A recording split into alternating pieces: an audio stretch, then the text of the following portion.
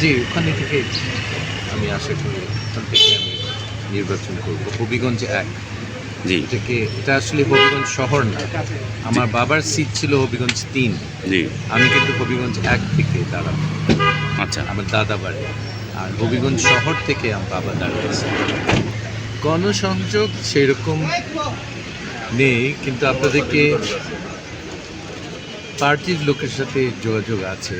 আমি 2018-তে একবার নির্বাচন করেছি, আপনাদের মনে আছে কিনা? জি ধানের শীষে নির্বাচন করেছি। সো ওখানকার অনেক পার্টি কর্মী নেতাদের সাথে খুব ভালো সম্পর্ক আছে, এটাতে কোনো অসুবিধা হবে না। আচ্ছা গণসংযোগ হ্যাঁ হবে। গণসংযোগ আগে তো খুবই অসুবিধা ছিল আওয়ামী লীগের সময়। আমি গণসংযোগ করলে যারা অনুষ্ঠানটা তারা আয়োজন করত তাদেরকে অ্যারেস্ট করে ফেলত। সেজন্য আমি গণসংযোগটা একটু কম করেছি। আওয়ামী লীগের সময় একেবারে করিনি, কারণ আমার লোকদেরকে হয়রানি করত। সো এখন নিশ্চয়ই করব।